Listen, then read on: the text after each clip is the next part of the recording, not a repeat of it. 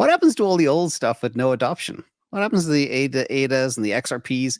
How come they still have huge market caps? Locked in. They can't sell. They're locked into staking. They can't unstake. There was their trick early on, especially Cardano. They locked in people at a rate where they can't exit until a certain date, which I think starts in October for Cardano. So we should see some Cardano action in October, and then next year it starts to unravel. So whether people sell Cardano when they can, we don't know. But Cardano, I think, is one that we should watch, could potentially drop. Did you know Cardano has lock staking, which is the only reason why Cardano is still a top 10 crypto, and soon unlocks will begin, therefore taking the price of Cardano? Well, that is complete misinformation. We've seen some recent FUD and allegations about Cardano staking and how that works. As a part of today's video, I want to bust the FUD, but also want to give you guys an update surrounding the ecosystem, minting of stable coins. We've got launches of different trading platforms, and that's just the beginning of today's update. So without any further ado, let's jump on in.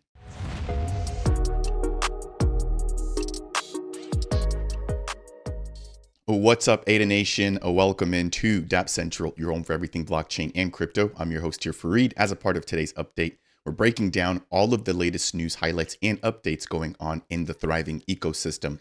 First things first, I want to briefly highlight governance, talking about the number of DREPs that we currently have in the ecosystem, now passing over 400 DREPs registered and available for you as an ADA holder to delegate to, or if you want to take the power of governance into your own hands, you can also register as a direct voter. Second, we've got updates surrounding Project Catalyst funding round number 13, which has officially been announced. I'll break down the timeline and everything that we know so far, given the recent announcement taking place in Tokyo. After that, we've also got an update surrounding USDM minting another $1 million here on chain. I want to recap exactly what we've seen in terms of large mints and where the team currently stands in terms of amount of assets available on chain for the fiat backed stablecoin.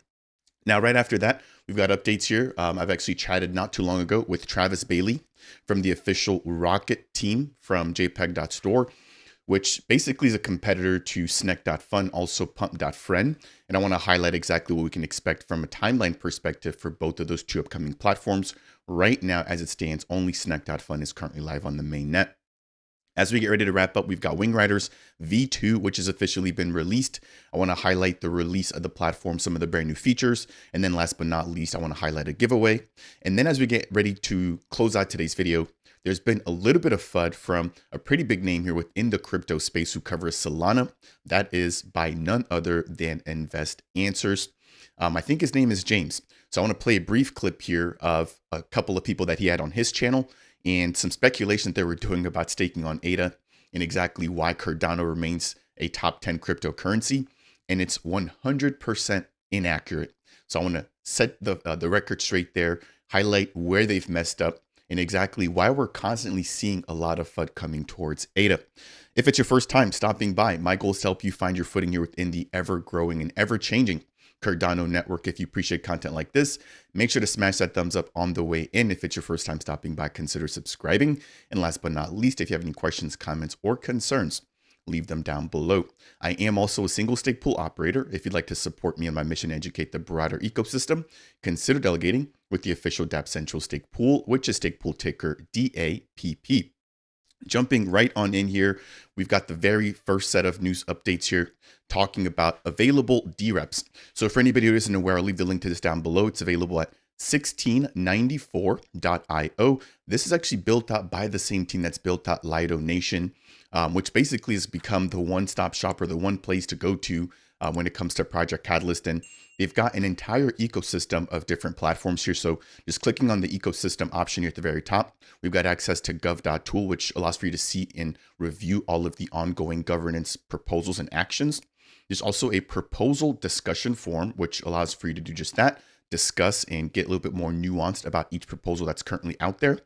There's also Catalyst Explorer for Project Catalyst. There's Lido Nation, which is actually an entity on its own that does focus solely on education. And then we've got a little bit more information about Cardano, Intersect, and Cardano SIPs, or Cardano Improvement Proposals. So just want to take a minute here to quickly shout out Darlington, the entire team at Lido Nation, for aggregating all of the important news information here for the entire ecosystem. Now, what exactly are we looking at here? So we have the available DREPs. Again, keep in mind that these are members of the community that are voting on behalf of you if you delegate to them as an ADA holder. And right now we have over 400 DREPs currently available to be delegated to. Governance has really just kicked off in, I would say maybe about last 2 weeks. And so to see this much engagement is obviously extremely positive. But again, make sure that before you delegate to a DREP that you understand that you can vote by yourself as a direct voter. And so for me, I've been thinking about this more and more. I've had a lot of questions and comments about whether or not I'll be a DREP. And just given the relationships that I currently have, the network that I've built out, and the types of projects that I cover here, I think it'll be best for me to sort of hold off at least for the first couple of months, sort of really just play the field by ear, right? To see exactly how existing DREPs are finding it to be. But then again, being in a content creator's position, I don't want to have any conflict of interest, or I don't want my votes to be seen in a particular way, given the projects that I cover and the fact that like I'm a pretty open book about, coverage here and different ongoing events in the ecosystem. So again, I'm going to personally hold off for now. I'm going to choose to be a direct voter. I'm going to take my own ADA and I'm going to vote just for myself. But if you want to take the opportunity to delegate to a DREP, you can go ahead and do so using the 1694.io website. Now looking here at the biggest DREPs based off of voting power, we've got the Always Abstain DREP, which right now looks to be inactive. Actually, all of them seem to be inactive, but there's a total voting power, 59 million ADA, up about 14%. And there's over 1,100 delegators currently delegated to that particular DREP. Now, Always Abstain basically means that these are people that don't want to ever have to even think or deal with governance. So every time that an action comes out, their vote will always go to abstain from participating in that vote. Right below that, we've got all of the individual DREPs from the community.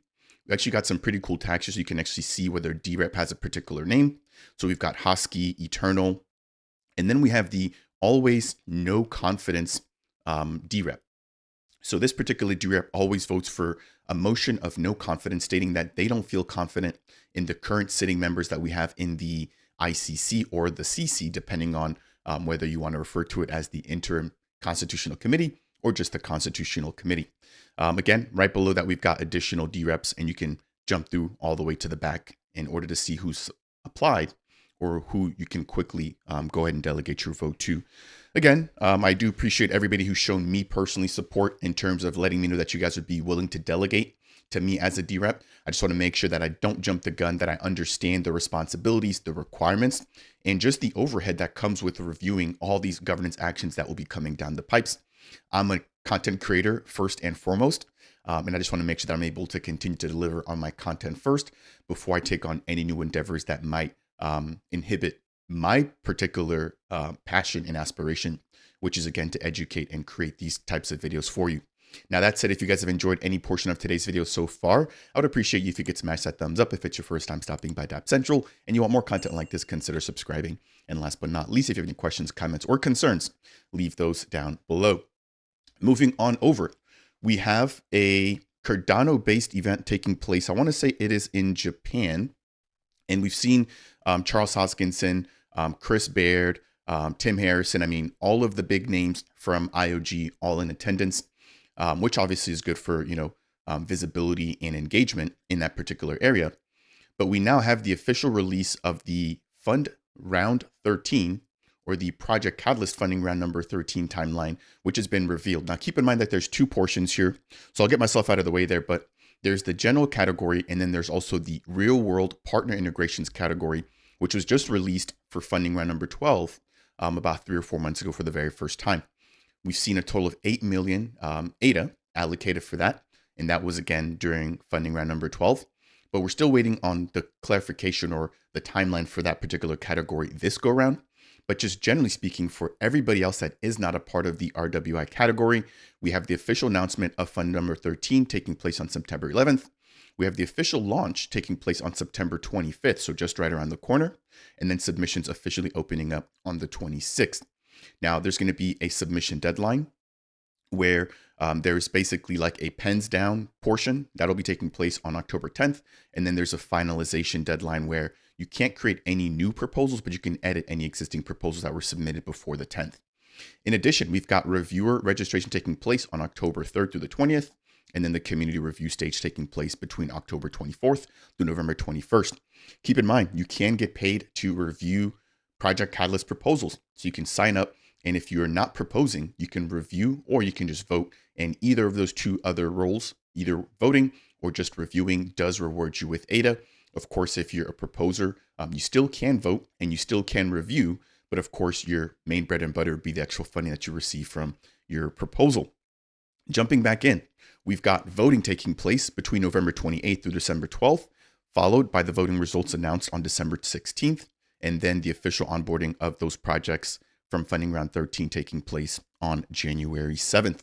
Now, I do have a fully dedicated video, which will be coming out. It's about an hour long. I'll probably split it up into two separate sections, sitting down with Daniel Rebar, I love his last name, and then Chris Baird, who's the community manager, or the general manager, I should say, excuse me, for Project Catalyst. So both of these gentlemen have contributed greatly to Project Catalyst. And in that particular video, we break down Catalyst Horizons, which is an aggregation of all the data and all of the impact and all of the reach that Catalyst has had up until funding round number 12. So definitely make sure to stay tuned for that. I'll leave the link to the official report down below if you want to check it out. But from an insight standpoint, I mean, it's pretty impressive. It breaks down the types of proposals that we've received, where the majority of the ADA has gone, which countries have been supported the most, and where we could do better or improve moving forward. Next, we've got a brief update surrounding USDM. So this team continues to mint and mint and mint. We saw another mint taking place recently for over $930,000 US. This brings their total reserve amount to 7.8 million, nearing 8 million. The last time that we saw mint this big was $1 million actually minted during Rare Evo, when the paper wallet bounty was announced by Lace, which will be backed by using USDM, the first and the premier stablecoin here on Cardano. Now, moving over, we can quickly review on Cardano Scan all of the existing mints that have taken place. So again, we can verify on chain that we did get this $939,000 mint taking place not long ago. And then we have the $1 million mint that took place during Rare Evo. Just want to take a minute there to briefly highlight that bit for the community. Now, moving right on over, and maybe before I even jump over, we did briefly hear from Charles, or at the recent Japanese event, breaking down that they are working and that the CF is still working to bring stablecoins here to Cardano. And I'm not talking about homegrown stablecoins, but I'm talking the likes of USDT and USDC. But he didn't go into any more detail than that. So the conversation still appeared to be on the table, but there's been no official timeline. And I think, again, that really lends itself to benefit platforms like USDM, giving them a little bit more runway to establish themselves and to gain more market share here in the Cardano ecosystem. Now, the next bit I want to jump into are some of the trading derivatives that have officially launched here on Cardano. So I highlighted Snek.fun not too long ago. And while they did have a rough start, they did redeem themselves in a sense. We saw that Cardano had hit its highest amount of ADA trading volume in a single day, taking place the same exact day that Snek.fun actually launched. So they have contributed to more people being engaged, more transaction volume. However, there have been reports of rugs and obviously, people pulling liquidity out from underneath investors' hands, which is a big piece that I do want to quickly remind you guys here in the community about. So while there is opportunity in platforms like Snek.fun, do keep in mind that a lot of this is risky and it's very trader friendly. So these are not places or platforms where you want to invest for the long term, right? 99% of the tokens that'll be launching on a platform like Snek.fun will not make it to even see 48 hours. If you're able to see 48 hours, consider that a win, and consider, pretty big, taking a lot of profit off of the table, right? And that's just because platforms like this, they promote creation, right? Or the rotation of brand new meme tokens and liquidity. So it's really hard to find one particular asset that's going to make it where you can sort of invest and let go. But I do want to quickly highlight that there. Now, we're also expecting the launch of Pump.friend. This is a very similar platform to Snek.fun, but this is being launched by I want to say it is called the Friend Community or the Friend Token. And it's another meme coin here, but they're a direct competitor to Snek. So Snek has launched Snek.fun. We've got Pump.friend coming from the friend community or from the friend meme coin. And then we also have Rocket from jpeg.store. So I recently sat down with Travis Bailey. I want to make sure I'm pronouncing that correctly, the head of marketing and community for jpeg.store. And we dove into what Rocket offers. So this will be very similar to Snack.fun and Pump.friend. However, they're incorporating rewards, which two of the other platforms are not. So as you invest in an asset that actually meets the bonding curve and becomes something maybe a year or two down the line, you'll be able to receive royalties or rewards by participating in a portion of the early sale. And then second, they're also offering refunds for any of the sales that don't meet the minimum requirements in order to actually launch a liquidity pool. So this is a little bit more risk friendly. Again, keep in mind that you are still investing in tokens that have no real fundamental value, at least early on. But Travis had mentioned that over the course of the long term, that they do plan on bringing more sustainable projects, more high market cap projects, and more projects that have a sustainable life cycle moving forward, right? So they're trying to tap into the trading aspect of things, but they're also trying to avoid the risk and want to be able to use this platform to launch legitimate tokens that can really actually thrive and have a long-lasting impact here in Cardano. Now, they'll be collaborating with Sunday V3, and all of the liquidity pools for the successful launches will be launched on Sunday V3, which provides lightning fast transaction execution, the highest possible rate of success, and secure and seamless processing. So I just want to quickly touch on that there as well. Let me know what you guys think down below about those types of platforms. Have you participated using Snack.fun? If so, what's your experience been like so far? Next, we've got the release of WingRiders V2. Congrats to this particular team. We've seen the launch of MintSwap V2 about 2 months ago now, Sunday Swap V3 about 3 months ago, and we now have another top DEX in the ecosystem upgrading to V2. That is none other than WingRiders, which is actually one of the first ever AMM protocols here to launch in the Cardano ecosystem. They've been around for a little bit over 2 years now. So it reads, experience routed swaps, zap in and out faster. You can also experience better throughput and a host of other game-changing features for V2. Now, the URL or the host or the domain name stays exactly the same, which is available at app.wingriders.com. Heading over to the official website here, we've got a mention of lower transaction costs, routed swaps, seamless zap-ins and zap-outs, and more. And they've actually got a fully dedicated Medium article, which I'll briefly jump into here. But for the sake of time, I mean, you guys can see how detailed this is. I just want to briefly highlight some of the main bullet points here. So it talks about a timeline, which the public testnet was back on July 22nd. And again, they've just now launched on the mainnet with V2. So it highlights here their focus on user experience, security, and sustainability. From a user experience standpoint, they're providing routed swaps, which allow for multiple routes to be taken in order to give you the best price on a particular token trade. They also have a pathfinder system or an algorithm that scans all available routes for a given token and selects the most efficient and cost-effective path. They've made updates to liquidity management, which includes the ability to zap in and zap out. And then they've also restructured their trading fees. So that includes project fees, dynamic fees, and their batcher fees. And then they've also implemented a one-click liquidity migration. So imagine if you've held liquidity on the platform for V1 and you want to migrate that to V2, they basically made it as simple as possible for you to go ahead and be able to do that. Now, scrolling down, we've got some updates here surrounding security. So this platform, of course, is trustless, non-custodial, permissionless. And then lastly, for sustainability and throughput, they've increased their batcher size, which allows for them to now batch up to 31 transactions per batch. Again, this matches Sunday Swap and now MintSwap. And then they've also implemented what they're referring to as chained batches.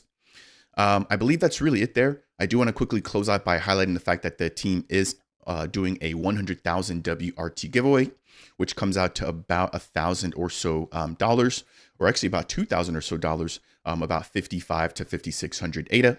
All you have to do is like or engage with their tweet, tag 3 friends, and make sure to follow the team on Twitter. And then last but not least, post your favorite screenshot of the V2 features. Now, I mentioned earlier, I wanted to close out today's video by highlighting some FUD. We've got James from Invest Answers bringing on Mondo, CTO Lawson, and Marty Party. And they're actually talking about Cardano and some of the quote unquote legacy crypto assets, and the fact that they're somehow still able to maintain a high market cap, which of course, a high market cap just means that people are bullish enough to buy a particular asset. I mean, it's literally as plain as that. If people weren't bullish to buy the asset, it wouldn't have a high market cap. So people obviously see the value in Cardano, which is why they're buying the Cardano asset or the Cardano token. But these guys are talking about staking and of course had to bring up Cardano. So I want to take a minute just to briefly play a bit here.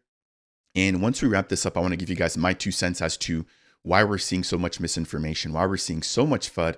And I also want to lay down the record here to compare Cardano staking versus Ethereum. But do understand that Ethereum has changed to proof of stake, which has helped them a little bit, but they still don't have all of the first-in-class mechanisms that Cardano boasts. So without any further ado, I'm going to share this. And of course, shout out to Stake with Pride, who's provided us with this nice and brief clip. What happens to all the old stuff with no adoption? What happens to the ADAs and the XRPs? How come they still have huge market caps? Locked You've in. got- They can't sell. They're locked into staking. They can't unstake. There was their trick early on, especially Cardano.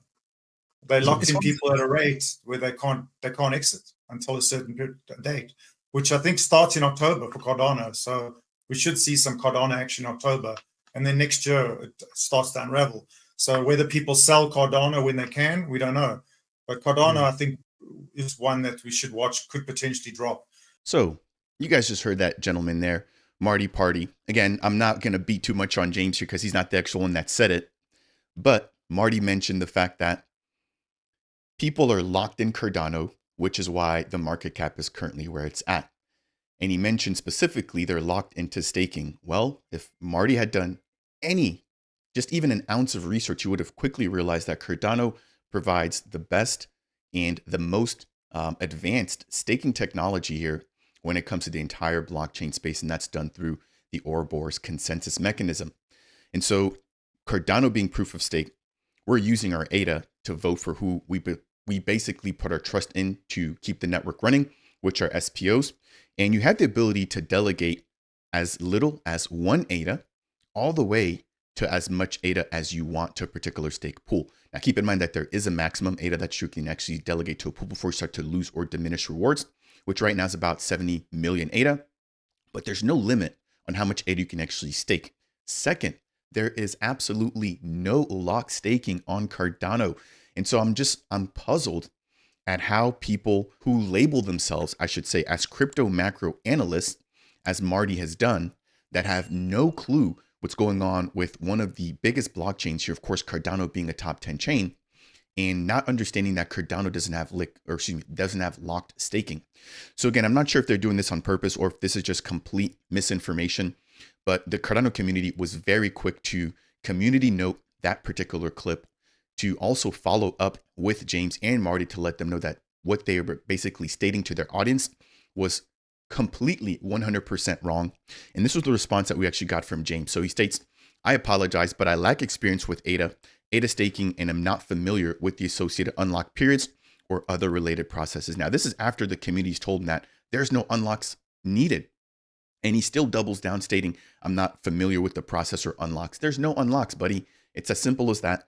And for somebody who has over 500,000 subscribers and who's shilled and pushed Solana, you would think that he would understand other cryptos or other blockchains, but it's almost like they have this selective hearing, this selective memory, where they only remember what they want to hear, which is that ADA is slow, that ADA can't perform, and that ADA won't perform, even though we're just coming off of the biggest upgrade ever, which is the chain hard fork, bringing governance here into the Cardano ecosystem. So you guys do what you will with that. Super embarrassing, I think, in my opinion, that you have crypto analysts that still barely understand the fact that Cardano does not provide locked staking. And just as a brief comparison here, I do want to quickly highlight and compare staking on Cardano versus staking on ETH. And so again, the biggest and the first thing that you see here is Cardano does not need locked staking. Now on ETH, you do have to have it locked. And again, keep in mind that this has changed a little bit given the fact that ETH is now proof of stake following their upgrade about a year and a half ago. Again, you can withdraw on Cardano any amount at any time with no minimum. Again, you can stake 1 ADA or 1,000,000 ADA, and then your rewards are automatically compounding, meaning that you don't have to come back in and take your rewards and sort of restake them. It happens automatically. So these are all the little things that Charles, IOG, Emergo, the foundation have all thought about light years ahead before Solana, ETH, and all these other EVM protocols came about. Now, the biggest piece here as well is that the custody remains with the ADA holder. And of course, you can select from any of the 3,000 operating pools right now on the network, and you need little to no technical experience. And if the stake pool operator misbehaves, you don't get penalized. On other networks, you do get penalized as a delegator, even though you have no oversight over how that actual operator operates their pool or operates their stake operation business. I think that's really it there on the Cardano side. I mean, I feel like those points are pretty clear. On ETH, there is locked staking. So for example, if you're participating in staking for ETH 2.0 or for the Beacon chain, that ETH is locked. Once it's staked or sent over to that Beacon address, you cannot get it back until that actual portion of the network or the protocol launches. Now, withdrawals are not yet allowed for that. And there is a minimum of 32 ETH if you want to go ahead and stake for the existing network. Now, keep in mind that the rewards will be added to stake. So very similar to Cardano, they'll compound. However, in a lot of cases, because you need 32 ETH, a lot of people don't have that. So they basically end up providing custody to a third-party provider in order for them to stake their ETH, or they go through some sort of derivative staking platform or something like that. For example, I think it's called Lido within the ETH or the Ethereum network. Now, there is also slashing risks. So if the delegator delegates to a node operator that misbehaves or that maybe just has a bad node or whatever the case is, and they get penalized, well, all of the stake or a big chunk of the stake associated with that node basically end up getting confiscated as a penalty. And if you're delegating to them as a delegator, you're also actually implemented in that. So those are just a couple of the things that I want to highlight here just to sort of set the record straight. It's really mind-boggling, but it is what it is. You know, we continue to create educational content, push the word out there. And whether it's now or a year from now, I think they'll finally, begin to understand that whether or not they're FUDing Cardano on purpose or just not understanding or taking the time to realize what we have going on here, that they probably should have taken the time to understand or to at least stop FUDing. But that's it for me here. I don't want to rant too much. I want to give you guys a brief update surrounding governance, Catalyst, USDM, the different trading platforms launching on Cardano, WingRiders V2, and the most recent FUD here by James and the Invest Answers podcast. If you guys found any portion of today's video to be helpful, I would really appreciate you if you could smash that thumbs up. If it's your first time stopping by Dapp Central and you want more content like this, consider subscribing. And last but not least, if you have any questions, comments, or concerns, make sure to leave those down below. That said, and as always, I'll see you guys in the next video.